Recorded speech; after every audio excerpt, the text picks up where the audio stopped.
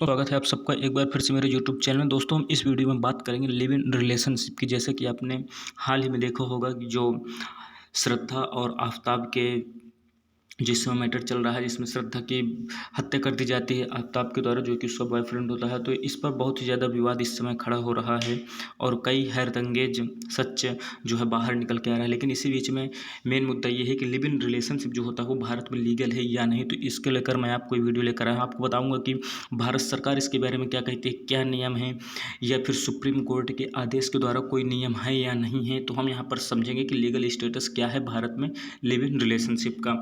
यहाँ पर सबसे पहले हम समझ सकते हैं कि लिव इन रिलेशनशिप होता क्या है।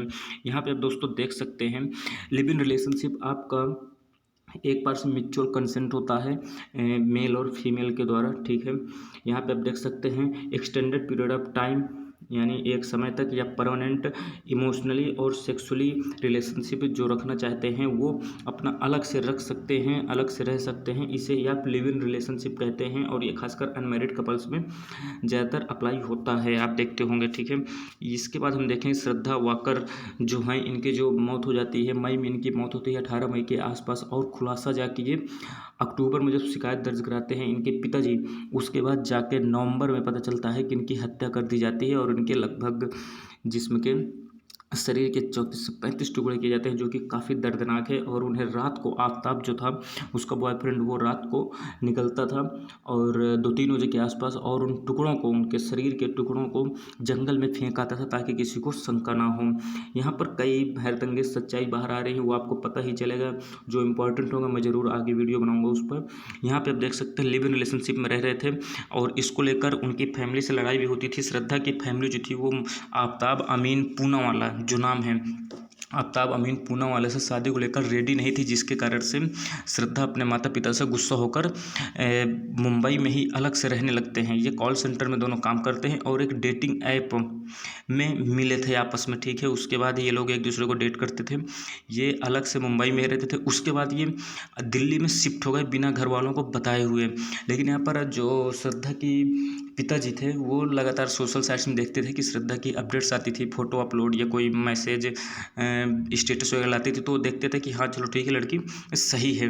लेकिन जब उन्होंने देखा कि मई के आसपास के बहुत दिन हो गए हैं, मई में जब मर जाती है, उसके बाद आप देखेंगे मई, अब जून, जुलाई, अगस्त, सितंबर, अक्टूबर आ जाता है। इतने दिन तक जब लगातार उसके पिता को कोई इन्फॉर्मेशन नहीं मिलती है कि लड़की कैसी है, सोशल साइट्स में भी एक्टिव नहीं दिख रही है, तो इसके बाद उन्हें शंका होती है और वो आते हैं देखने। यहाँ ताला लगा मिलता है उनके फ्लैट में, इसका पुलिस में शिकायत दर्ज कराते हैं। ठीक है, यहाँ पर श्रद्धा की फैमिली, जो पिताजी थे, वो लगातार कह रहे थे कि जो आफताब है वो सही लड़का नहीं है, लेकिन फिर भी श्रद्धा को सही लगता है और वो उसके साथ ही लिव इन रिलेशनशिप में रहने लगती है। श्रद्धा जो कि एक एडल्ट थी, अपने कानूनी रूप से वो अपने निर्णय स्वयं ले सकती थी। ठीक है, कपल जो है वो मैरिड नहीं था, इसके अलावा भी वो एक छत के नीचे दोनों साथ में रहते थे। लिव इन रिलेशनशिप जो है दोस्तों इस समय बड़ा कॉमन हो गया है यूथ के बीच में। ये आप देख सकते हैं 2018 में एक सर्वे कराया गया था, जिसमें 26% ऑफ कंट्री, 18 से 35 साल की उम्र के 26% जो हैं लोग हैं वो प्रिफर करते हैं लिव इन रिलेशनशिप को। ठीक है, मैरिज के अलावा, यानी मैरिज को तवज्जो नहीं देते हैं, वो सोचते हैं कि लिव इन रिलेशनशिप ज़्यादा बेहतर है। 26% लोग ऐसा सोचते हैं, और वहीं लगभग 80% यूथ जो है वो सोचता है कि live in relationship is not recognised in the society, समाज में ये रिकॉग्नाइज नहीं होना चाहिए। ऐसा मानना है दोनों पक्षों का। ठीक है, यहाँ पे आप समझेंगे कि यूथ जो है इस लिव इन रिलेशनशिप कल्चर को काफ़ी अपना रहा है। तो यहाँ पे हमें समझना होगा कि लिव इन रिलेशनशिप के बारे में कोर्ट क्या कहता है। यहाँ पे आप देख सकते हैं,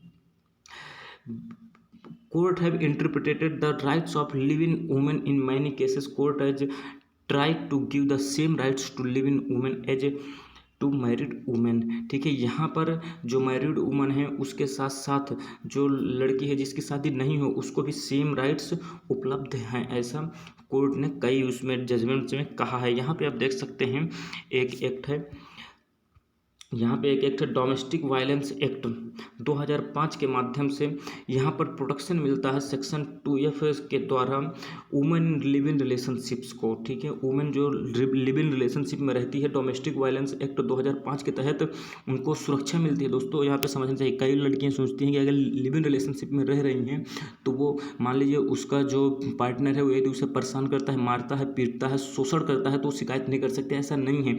ये दोस्तों डोमेस्टिक वायलेंस एक्ट 2005 के अंतर्गत आता है और इससे आपको सुप्रीम कोर्ट प्रोटेक्शन भी देती है कि आपके साथ यदि कुछ गलत होता है तो आप शिकायत कर सकते हैं। यहाँ पे कई लोग डरते हैं कि हमें ही गलत ठहराया जाएगा, ऐसा नहीं है। Supreme Court had also ordered that a living couple who had been living together for a long time would be considered legally married. यहाँ पे भी एक ऐसा लिव इन रिलेशनशिप में दो लोग रह रहे हैं जो कि काफ़ी समय से रह रहे हैं, उन्हें लीगल रूप से मैरिड माना जाएगा। यहाँ पर सुप्रीम कोर्ट ने सीधा कहा है। इसके बाद आप ये भी समझ सकते हैं, not only this, if a live in relationship couple had a child they will also have to give rights to their ancestral property. यहाँ पे समझ रहे हैं मतलब क्या है। मान लीजिए जो कपल रह रहा है उनको यदि बच्चा हो जाता है कोई, तो उनको उनकी प्रॉपर्टी जो पिता यानी जो पिता उनका बनेगा, जो पार्टनर है उसकी प्रॉपर्टी का हिस्सा माना जाएगा, उसको हिस्सा मिलेगा। लेकिन बच्चे का हिस्सा होगा, लेकिन जो पत्नी है यानी जो फीमेल है उसका हिस्सा पति पर नहीं होगा, उसकी प्रॉपर्टी पर। यह आप समझ सकते हैं। यहाँ पर जो बच्चा होगा वो उनकी जिम्मेदारी होगी, लेकिन ऐसा नहीं है कि पत्नी है उसको क्या कहते हैं प्रॉपर्टी का हिस्सा मिल जाए। तो ये महत्वपूर्ण नियम है, आप मुझे लगता है समझ में आ गए होंगे। यदि अभी भी कोई कन्फ्यूजन है तो आप कमेंट बॉक्स में पूछ सकते हैं। मिलते हैं दोस्तों अगली वीडियो में, तब तक के लिए दोस्तों धन्यवाद। जय हिंद।